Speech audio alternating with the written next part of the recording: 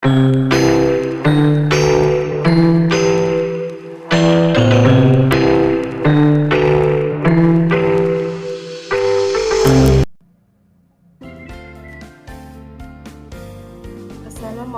warahmatullahi wabarakatuh.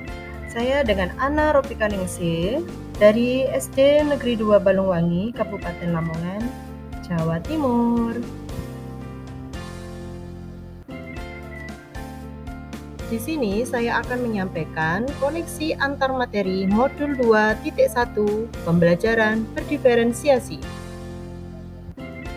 Apa itu pembelajaran berdiferensiasi?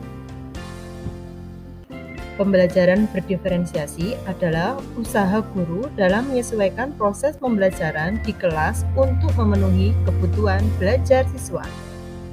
Artinya, guru memenuhi kebutuhan belajar murid dengan mendukung semua keinginan belajar murid.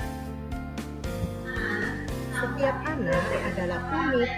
Mereka memiliki kelebihan dan kekurangan masing-masing. Begitu pula dengan minat belajar, gaya belajar, kebiasaan, pola pikir, serta kemampuan literasi yang tentunya berbeda pula. Di sini diperlukan usaha guru untuk memenuhi kebutuhan belajar murid. Bagaimana cara menerapkan pembelajaran berdiferensiasi di kelas?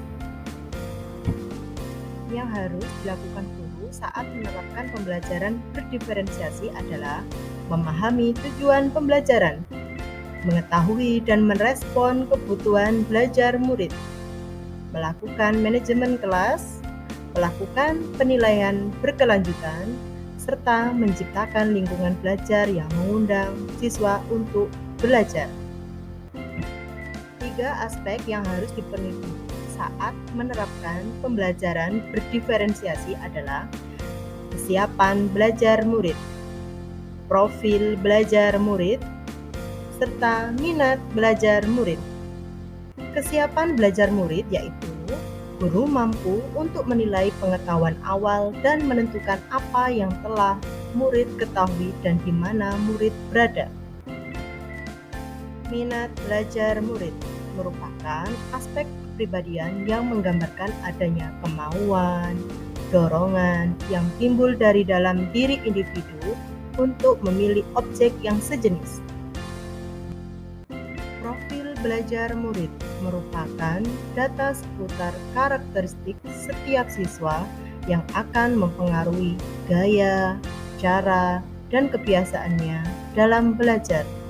Mengetahui profil belajar peserta didik membantu guru untuk menentukan cara agar siswa dapat memahami konsep, materi, dan menguasai keterampilan baru. Cara mengetahui kebutuhan belajar murid, mengamati perilaku murid, mengidentifikasi pengetahuan awal, berkomunikasi dengan guru dan murid sebelumnya, mereview dan melakukan refleksi terhadap praktik mengajar, membaca rapot siswa di kelas sebelumnya, menggunakan berbagai penilaian formatif dan diagnostik. Strategi diferensiasi pembelajaran, diferensi konten, diferensiasi proses, diferensiasi produk. Diferensiasi konten yaitu berkaitan dengan perbedaan konten, materi yang diajarkan kepada murid sebagai tanggapan dari kesiapan belajar murid, minat atau profil belajarnya, visual, auditory, atau kinestetik, bahkan bisa kombinasi dari ketiganya. Diferensiasi proses yaitu bagaimana peserta didik akan memaknai materi yang dipelajari baik secara mandiri atau kelompok dengan menyediakan kegiatan berjenjang, atau bisa juga melakukan dengan memberikan pertanyaan pemandu atau tantangan. Diferensiasi produk yaitu perbedaan produk bagian kepada murid dengan memberikan tantangan atau keragaman variasi dan memilih produk apa yang diminatinya. Keberhasilan pembelajaran berdiferensiasi tampak pada proses dan hasil belajar.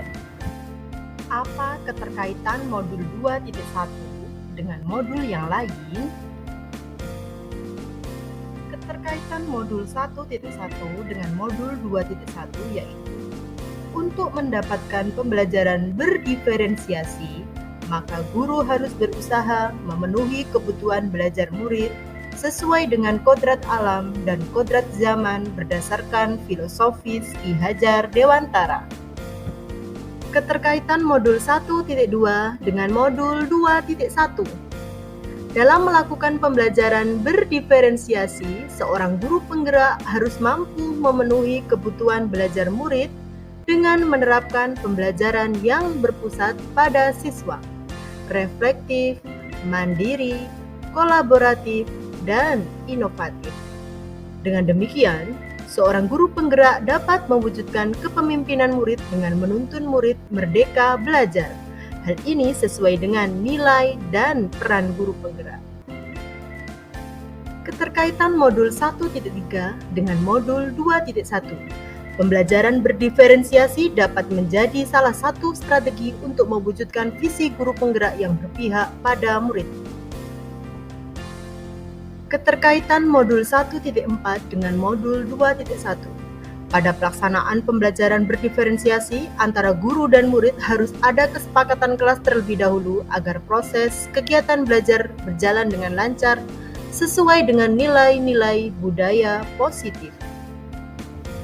Demikian tadi yang dapat saya sampaikan, semoga bermanfaat. Saya akhiri. Wassalamualaikum warahmatullahi wabarakatuh.